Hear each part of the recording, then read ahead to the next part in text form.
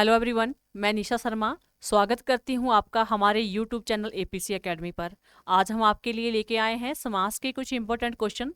तो चलिए, हमारा पहला क्वेश्चन है, समास का क्या अर्थ है? ऑप्शन है समस्त पद, विग्रह, संक्षिप्तकरण या विस्तार। तो राइट आंसर है ऑप्शन नंबर सी, संक्षिप्तकरण। संक्षिप्तकरण होता है किसी चीज को छोटा करना, कम करना या घटा देना। नेक्स्ट क्वेश्चन है, दो या दो से अधिक शब्दों से मिलकर बने हुए नवीन एवं सार्थक शब्द को क्या कहते हैं? हमारी ऑप्शन है संधि, समास, विग्रह और विच्छेद। तो हमारा राइट आंसर है ऑप्शन नंबर बी, समास। नेक्स्ट क्वेश्चन है, समास के कितने भेद होते हैं? ऑप्शन है 5, 6, 4 या फिर 8। तो राइट आंसर है ऑप्शन नंबर बी, 6। समास के 6 भेद होते हैं: अव्ययीभाव समास, तत्पुरुष समास, द्वंद्व समास, द्विगु समास और कर्मधारय समास और बहुव्रीहि समास। नेक्स्ट क्वेश्चन है, जिस समास में उत्तर पद प्रधान होने के साथ पूर्व पद तथा उत्तर पद में विशेषण विशेष्य का संबंध होता है, वह कौन सा समास होता है? ऑप्शन है बहुव्रीहि समास, कर्मधारय समास, तत्पुरुष समास या द्वंद्व समास।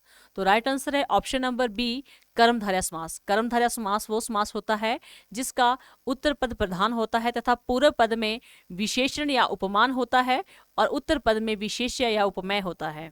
नेक्स्ट क्वेश्चन है, जिस समास के दोनों पद प्रधान होते हैं वह कौन सा समास होता है? ऑप्शन है द्वंद्व समास, द्विगु समास, तत्पुरुष समास या बहुव्रीहि समास। तो राइट आंसर है ऑप्शन नंबर ए, द्वंद्व समास। द्वंद्व समास के दोनों पद प्रधान होते हैं और इसके बीच में योजक चिन्ह लगा होता है। ठीक है, बीच में योजक चिन्ह लगा होता है और जब हम इसका विग्रह करते हैं तो विग्रह करने पर बीच और एवं अथवा आता है। ठीक है, और दोनों जो पद होते हैं वो एक दूसरे के विलोम होते हैं, जिस तरह से माता पिता, पाप पुण्य, भाई बहन, रात दिन। तो ऐसे उदाहरण द्वंद्व समास में आते हैं। नेक्स्ट क्वेश्चन है, चौराहा में कौन सा समास है? ऑप्शन है द्विगु समास, द्वंद्व समास, अव्ययीभाव समास या तत्पुरुष समास। तो राइट आंसर है ऑप्शन नंबर ए, द्विगु समास। द्विगु समास वो समास होता है जिसका पहला पद यानी पूरा पद संख्यावाची होता है और यह समास समूह या समाहार का बोध कराता है, जिस तरह से चौराहा चार राहों का समूह।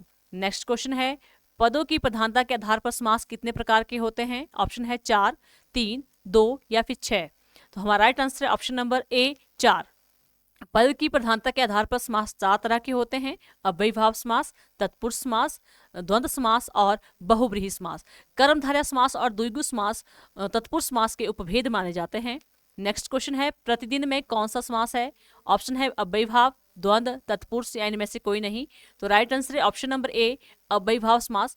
अव्ययीभाव समास वो समास होता है जिसका पहला पद अव्यय तथा प्रधान होता है और इसकी अगर पहचान है तो इसकी पहचान अनु, आ, प्रति, भर, यथा, हर आदि शब्द के शुरू में लगे होते हैं।